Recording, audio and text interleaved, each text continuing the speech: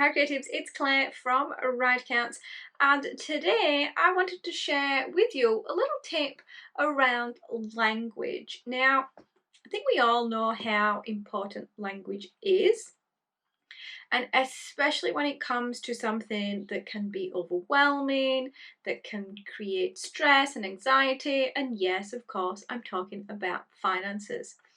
So yesterday I was having a really good conversation with a potential client, and we were talking about her financial situation and what she was looking for, and we had this conversation around she really is looking for that confidence, that reassurance that she is earning enough, she's using her money wisely, and that she's not going to end up homeless or destitute, which, believe me, she's not. She's hard worker, she's very diligent actually with her money.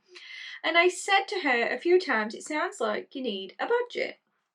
And almost visibly you could see that when I said that to her, her mind just switched off. It just switched off. The brain was like, no, no, can't hear that word.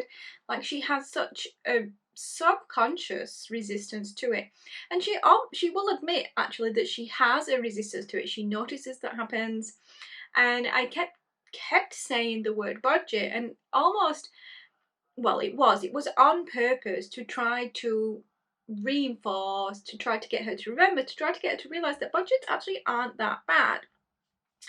But what it made us both realize, and it was a pretty funny conversation, was that maybe there are different ways to describe something that don't cause your brain to switch off. So rather than saying the word budget and almost resensitizing her to the word budget, maybe we could describe it in different ways.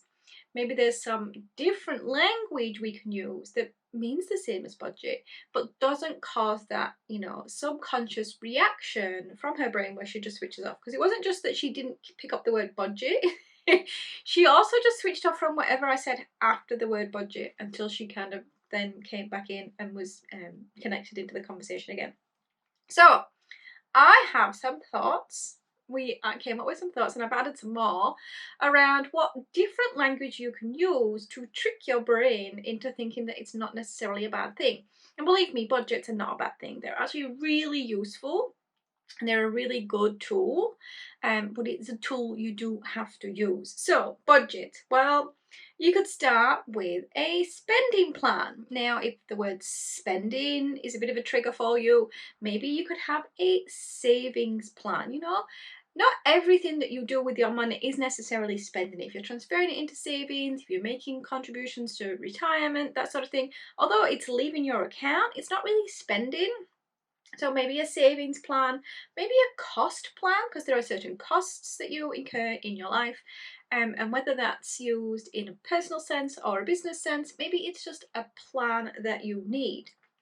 Maybe you want to get really fancy and upgrade your plan to a strategy. So you could have, a money strategy. You could have a holiday strategy. You could have a business investment strategy. You could make investments. That's the other thing. Maybe a budget really for you is about investments and being able to invest in certain things or afford certain things. You could go a little bit more traditional, maybe with allowances. You could even use kind of more colloquial language. Maybe you have a kitty. Maybe you have a grocery kitty. Maybe you have a housing kitty. What kind of language can you use? You could even use like estimates, because the budget has this concept that it's fixed and you can only spend $400 on groceries in a week.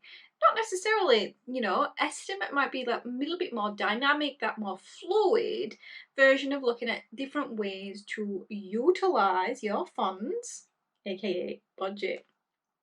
But then I got thinking, after the session when we were chatting about, well, what other language might be triggering for people? So, maybe money is the word that gets you. So think about what other words you could use instead of money. So maybe you use funds, maybe you use resources, maybe you use coffers.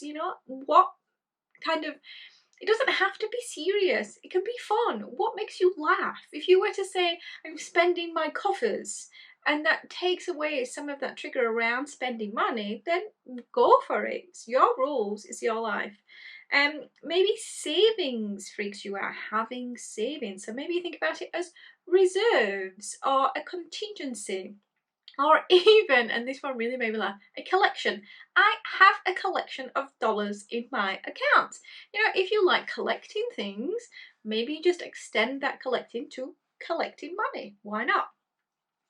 And then what about bookkeeping? Well, bookkeeping, a little bit more technical probably, but I'm sure you could come up with something. So I came up with tracking, you know, financial tracking, money tracking, or looking at business work, business paperwork. Paperwork doesn't really sound exciting. Business tracking, even, you know, something fancy like money management, which I actually quite enjoy using because it gives me that sense of, you know, it's an important task. Bookkeeping actually is an important task. That's going to be how you know, better understand your business, better utilize what you have in there, and use some of those money strategies to help to grow your business. So maybe something with the serious but not heavy, and also something that makes sense to you, because you're like, what was money management? I put it in my calendar again, but what is it I'm supposed to be doing? Don't fall into that trap.